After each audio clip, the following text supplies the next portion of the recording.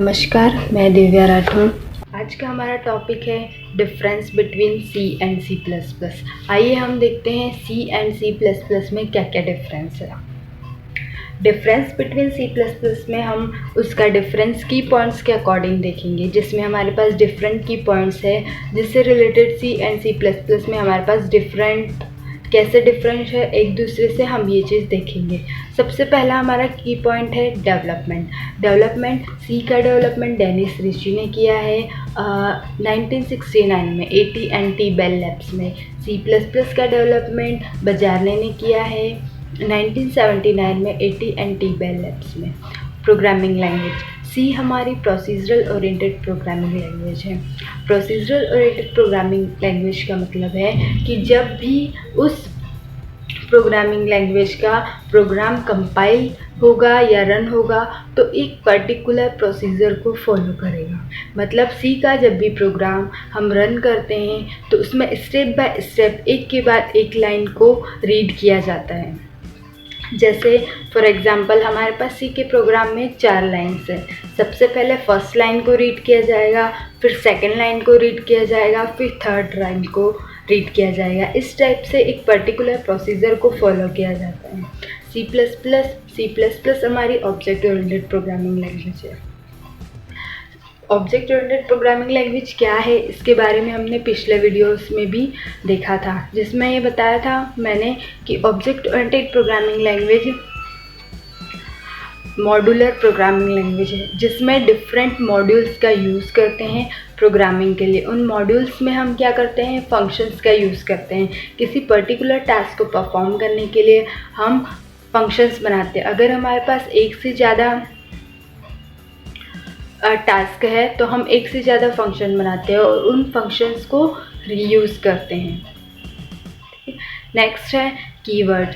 सी में 32 कीवर्ड्स हैं, C plus plus में मैक्सिमम 63 है। सी प्लस प्लस की डिफरेंट वर्जन्स के अकॉर्डिंग कीवर्ड्स की संख्या उसमें अलग अलग बदल सकती है।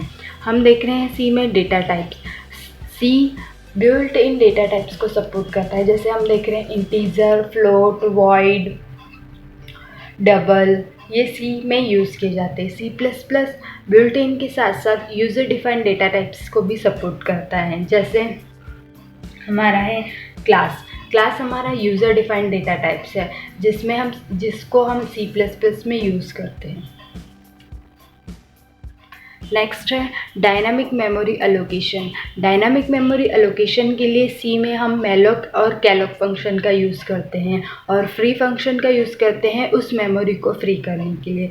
जब भी हमें डायनामिक मेमोरी एलोकेशन का मतलब ये होता है कि जब भी हमें किसी मेमोरी की आवश्यकता हो, उस मेमोरी को हम रन टाइम पर किसी भी वेरिएबल को अलोकेट करते हैं। उसके लिए हम मैलोक या कैलोक फंक्शन का यूज़ करते हैं। और जब हमारा पर्टिकुलर वेरिएबल का काम ख़त्म हो जाता है तो उस मेमोरी को, जिसको हमने रन टाइम पे लिया था, फ्री करने के लिए या डी अलोकेट करने के लिए हम फ्री फंक्शन का यूज़ करते हैं सी में। ऐसे ही सी प्लस प्लस में हम न्यू ऑपरेटर का यूज़ करते हैं रन टाइम पर मेमोरी को अलोकेट करने के लिए, और डिलीट ऑपरेटर का यूज़ करते हैं उस मेमोरी को फ्री करने के लिए। एक बार फिर से, डायनामिक मेमोरी एलोकेशन का मतलब होता है कि रन टाइम पर किसी पर्टिकुलर वेरिएबल को मेमोरी अलोकेट करना। तो सी में हम रन टाइम पर मेमोरी को अलोकेट करने के लिए मैलोक एंड कैलोक फंक्शन का यूज़ करते हैं और उस मेमोरी को फ्री करने के लिए हम फ्री फंक्शन का यूज़ करते हैं। ऐसे ही सी प्लस प्लस में डायनामिक मेमोरी एलोकेशन के लिए हम न्यू ऑपरेटर का यूज़ करते हैं और उस मेमोरी को फ्री करने के लिए हम डिलीट ऑपरेटर का यूज़ करते हैं। नेक्स्ट है reference variable. C reference variable को सपोर्ट नहीं करता है, C plus plus reference variable को सपोर्ट करता है। रेफरेंस वेरिएबल का मतलब होता है कि हम किसी भी पर्टिकुलर वेरिएबल का एलियास क्रिएट करते हैं जो कि उसकी मेमोरी को इंडिकेट करता है। जैसे हम एम्परसेंड साइन का यूज़ करते हैं किसी भी वेरिएबल का एलियास क्रिएट करने के लिए। जब भी, जैसे कि पूरे प्रोग्राम में एक ही वेरिएबल हम यूज़ कर रहे हैं, पर्टिकुलर टाइम पर उसकी वैल्यू चेंज होती जा रही है। तो हम क्या करते हैं कि जैसे किसी फिक्स टाइम पर हमें उसकी वही सेम वैल्यू चाहिए जो स्टार्टिंग में दी थी, तब हम उस वेरिएबल का एलियास क्रिएट कर देते हैं और उस पूरे प्रोग्राम में कहीं पर भी उस पर्टिकुलर वेरिएबल की अगर वैल्यू चेंज होती है तो हम उसके एलियास का भी यूज़ कर सकते हैं, जिसके थ्रू हमको उसकी इनिशियल वैल्यू के साथ हम प्रोग्रामिंग को आगे कर सकते हैं। ठीक है, नेक्स्ट हमारा input output function and header files. इसमें हम देख रहे हैं सी में हमने क्या दिया है, स्कैनएफ, प्रिंटएफ। हमारे पास इनपुट आउटपुट फंक्शंस हैं जिसके थ्रू हम यूज़र से, स्कैनएफ जिसके थ्रू हम यूज़र से इनपुट लेते हैं, प्रिंटएफ जो कंसोल पर हमारे आउटपुट को प्रिंट करता है।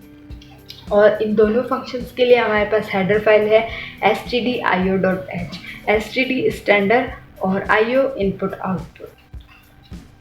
ऐसे ही C++ में हमारे पास cin जो कि राइट शिफ्ट ऑपरेटर के साथ है और cout जो कि लेफ़्ट शिफ्ट ऑपरेटर के साथ है। cin हमारा यूज़र से इनपुट लेने के लिए है, c का फुल फॉर्म कंसोल और in का मतलब इनपुट। कंसोल पर यूज़र से इनपुट लेने के लिए हम cin फंक्शन का यूज़ करते हैं और यहाँ पर cout, c console output, console पर आउटपुट देखने के लिए हम cout फंक्शन का यूज़ करते हैं और इसके लिए पर्टिकुलर हेडर फाइल है C++ में iostream.h। io मतलब input output, stream.h। Exception handling C support नहीं करता है, C++ सपोर्ट करता है। एक्सेप्शन हैंडलिंग क्या होता है, कुछ ऐसी एरर्स होती है जो कि रन टाइम पर आती है। रन टाइम एरर्स को हैंडल करने के लिए हम एक्सेप्शन हैंडलिंग का यूज़ करते हैं जो कि C++ सपोर्ट करता है। रन टाइम पर कौन कौन सी एरर होती है, जैसे हमारे पास दो इंटीजर नंबर है A और B, हमने A को B से डिवाइड किया है और उसको स्टोर किया है C में। एट अ टाइम अगर b की वैल्यू 0 हो जाती है तो किसी भी नंबर का अगर हम 0 से डिवीज़न करते हैं तो उसका आंसर इन्फिनिटी होता है। इस केस में कुछ भी प्रॉब्लम हो सकती है, जैसे हमारे कंप्यूटर का क्रैश होना, ऐसे। तो इस प्रॉब्लम को रन टाइम पर हैंडल करने के लिए हम एक्सेप्शन हैंडलिंग का यूज़ करते हैं। ये मैंने आपको एक एग्जांपल दिया है कि रन टाइम पर कौन सी एरर होती है। ऐसे हमारे पास बहुत सारे टाइप की रन टाइम एरर्स होती है, उन सबको हैंडल करने के लिए C++ में एक्सेप्शन हैंडलिंग का यूज़ किया जाता है। नेक्स्ट है फ्रेंड फंक्शन। C सपोर्ट नहीं करता है, C++ सपोर्ट करता है। C++ में हमारे पास 3 डिफरेंट टाइप्स का डेटा होता है, प्राइवेट, प्रोटेक्टेड और पब्लिक। पब्लिक डेटा जो सबके लिए होता है, प्राइवेट डेटा जिसका स्कोप सिर्फ लोकल रहता है, मतलब कर्ली ब्रैकेट के अंदर ही रहेगा। अगर हमें इस टाइप के प्राइवेट डेटा या प्रोटेक्टेड डेटा को यूज़ करना है, उसके लिए हम फ्रेंड फंक्शन का यूज़ करते हैं कि जब भी हम फ्रेंड फंक्शन को डिफ़ाइन करेंगे तो किसी भी क्लास के प्राइवेट और प्रोटेक्टेड डेटा को हम एक्सेस कर सकते हैं। ये कैसे करेंगे हम आगे के वीडियोस में देखेंगे। टेम्पलेट C सपोर्ट करता है, C++ सपोर्ट नहीं करता है। टेम्पलेट C++ की एक ऐसी फैसिलिटी है जो कि बहुत इम्पॉर्टेंट है। जैसे कि अगर मुझे 2 इंटीजर नंबर का एडिशन करना है तो मैं क्या करूँगी, एक फ़ंक्शन बना लिया जो किसी भी 2 इंटीजर नंबर का एडिशन कर लेंगी। ठीक है, ऐसे ही अगर मुझे 2 फ्लोट नंबर का एडिशन करना है तो मैं एक फ़ंक्शन क्रिएट करूँगी जिसमें हमारे पास किसी भी 2 डिफरेंट फ्लोट वेरिएबल्स का हम एडिशन करेंगे। अब हम देखते हैं कि जब हमें 2 इंटीजर नंबर का एडिशन करना है तो हम एक अलग फंक्शन बना रहे हैं, और जब 2 फ्लोट नंबर का एडिशन करना है तो हम एक अलग फंक्शन बना रहे हैं। तो 2 डिफरेंट फंक्शन हम बना रहे हैं 2 डिफरेंट टास्क को परफॉर्म करने के लिए। तो टेम्पलेट C++ की एक ऐसी फैसिलिटी है जिसमें हम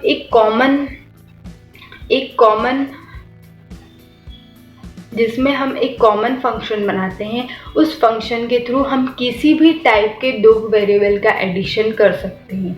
अगर टेम्पलेट के थ्रू मैंने एक फंक्शन बनाया तो वो पर्टिकुलर फंक्शन दो इंटीजर नंबर का भी एडिशन कर देगा, दो फ्लोट नंबर का भी एडिशन कर देगा, दो डबल नंबर का भी एडिशन कर लेगा। इसलिए टेम्पलेट C++ का बहुत इम्पॉर्टेंट फीचर है, जो कि कोड जैसे दो डिफरेंट फंक्शन बना रहे हैं तो हमें स्पेस भी ज़्यादा लग रहा है, फिर दो डिफरेंट टाइप के वेरिएबल को हम स्टोर कर रहे हैं जिसके लिए हमें मेमोरी स्पेस भी ज़्यादा लग रहा है। तो टेम्पलेट C++ की ऐसी फैसिलिटी है जिसके थ्रू हम किसी भी टाइप का वेरिएबल हो, अगर हमें एक ही चीज़ परफॉर्म करनी है, जैसे हमारा टास्क क्या है, एडिशन, चाहे वो किसी भी नंबर का हो, तो इस टाइप की अगर हमारे पास प्रॉब्लम है तो उसको सॉल्व करने के लिए हम टेम्पलेट का यूज़ करते हैं C++ में।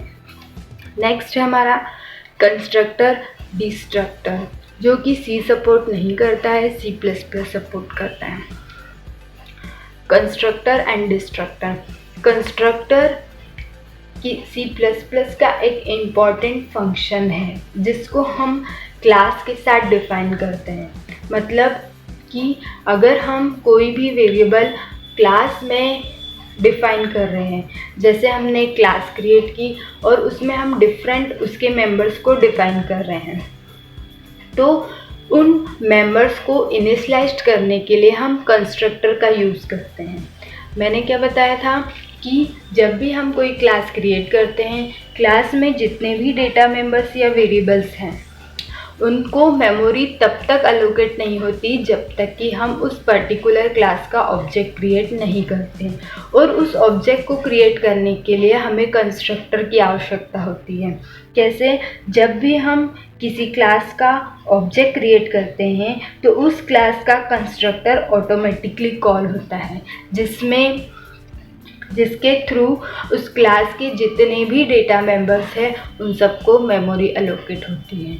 C++ में कंस्ट्रक्टर बहुत इम्पॉर्टेंट फंक्शन है जिसके थ्रू क्लास के जितने भी डेटा मेंबर्स हैं उन सबको मेमोरी एलोकेट होती है। साथ ही जब भी हम किसी क्लास का ऑब्जेक्ट क्रिएट करते हैं तब उस ऑब्जेक्ट क्रिएशन के टाइम ये कंस्ट्रक्टर ऑटोमेटिकली कॉल होता है उन डेटा मेंबर्स को मेमोरी असाइन करने के लिए। और कंस्ट्रक्टर के क्या फीचर है हम आगे के आने वाले वीडियोस में देखेंगे। नेक्स्ट है हमारा डिस्ट्रक्टर।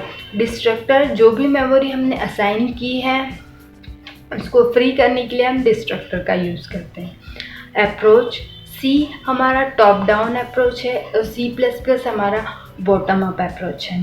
टॉप डाउन अप्रोच का मतलब जैसे मैंने आपको प्रोसीजर ओरिएंटेड प्रोग्रामिंग लैंग्वेज में भी बताया है कि C में जब भी कोई प्रोग्राम रन होता है तो उसका एक पर्टिकुलर प्रोसीजर होगा जिसमें हम स्टेप बाय स्टेप एक एक लाइन को रीड करते जाते हैं। C++ हमारा बॉटम अप अप्रोच है। बॉटम अप अप्रोच इसलिए बोला है क्योंकि C में हम सबसे पहले क्लास को डिफाइन करते हैं, देन हम मेन फंक्शन बनाते हैं और उस मेन फंक्शन में हम उस क्लास का ऑब्जेक्ट बनाते हैं। और जब हम ऑब्जेक्ट बनाते हैं, जब उस क्लास को यूज़ कर पाते हैं तो सबसे पहले हम कहाँ जाते हैं? मेन फंक्शन पर, देन उस क्लास पर जाते हैं। पर डिफाइन हम सबसे पहले क्लास को कर रहे हैं, इसलिए C++ को बॉटम अप अप्रोच कहा जाता है। अब इस नेक्स्ट की पॉइंट है हमारा ड्राइवन टाइप। C हमारा फंक्शन ड्राइवन लैंग्वेज है और C++ हमारा ऑब्जेक्ट ड्राइवन लैंग्वेज है। Thank you so much.